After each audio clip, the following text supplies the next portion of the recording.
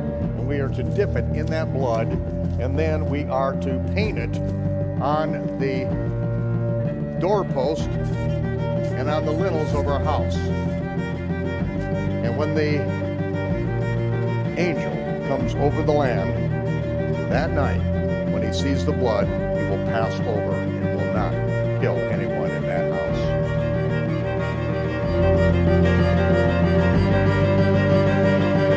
Passover is a shadow picture. It is a rehearsal for the marriage supper of the Lamb.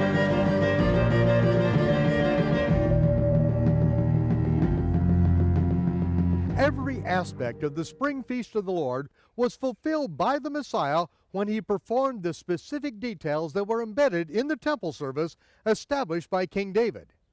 The Passover was fulfilled to the very day and hour by the Messiah. And after it was accomplished, we could easily see that the Passover was a prophetic shadow picture of our redemption, instituted in Egypt, rehearsed in Jerusalem, and finally fulfilled in front of more than 100,000 witnesses.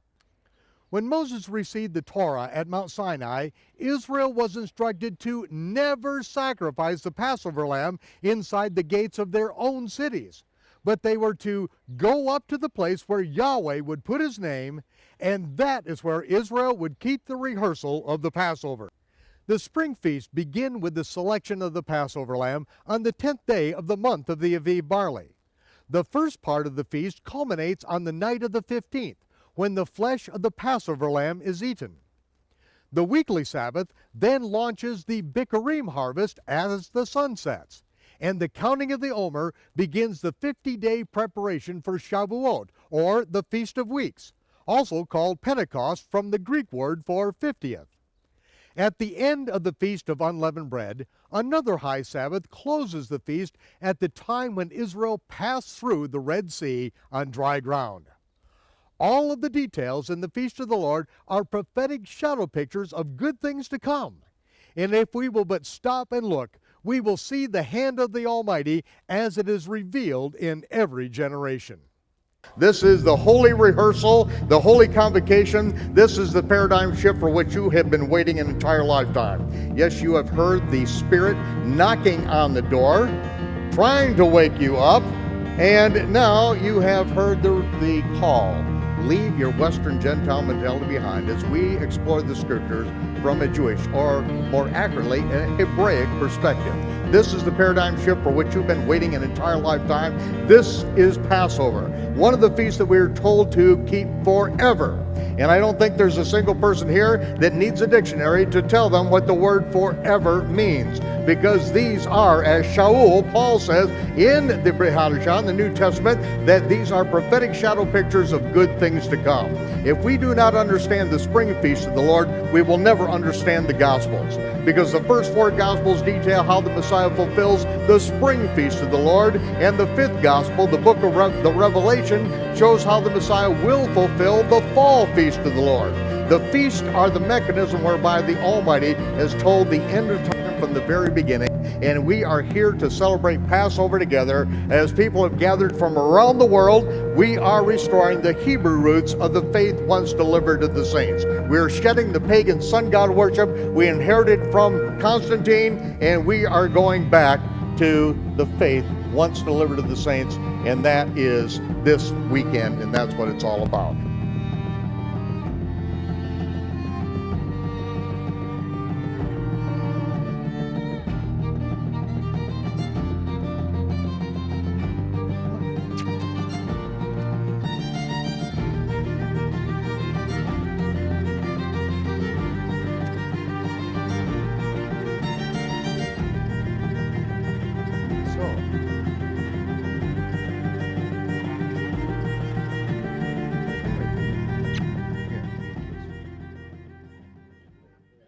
On the 10th day, you select a spotless baby goat or lamb.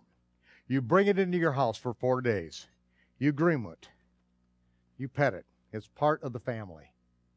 You take care of it. You love it. Because on the 14th day, you're going to cut this animal's throat. It's going to bleed into a basin. And you're going to understand then what a sacrifice is. you're going to realize that this little animal that you've grown to love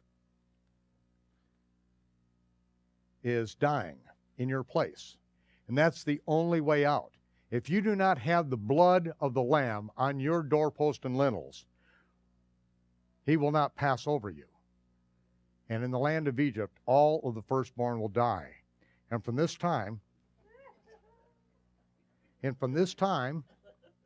on into the future, we are going to, from now on into the future, he says, all of the firstborn of Israel belongs to me. All of the firstborn belongs to me because I redeemed you.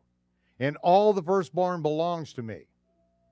And so that's part of the Passover remembrance every day, that our firstborn belongs to him, the firstborn of our livestock.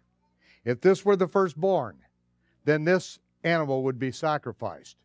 But it's very important to understand that this first Passover, how it was never done that way again. We never again asked of the gold and silver of all of our neighbors and walked out of town with it. We never again got in a column of fives and marched down to Sukkot and picked up Joseph's bones and headed out across the desert. We only did that once. The memorial was different from the original Passover. We didn't put blood on the doorpost and the lintels anymore. We didn't eat with our staff in our hand, with our coats on, and getting ready to leave immediately. Because we're not going anywhere. We're already in the promised land by the time we keep the remembrance of Passover.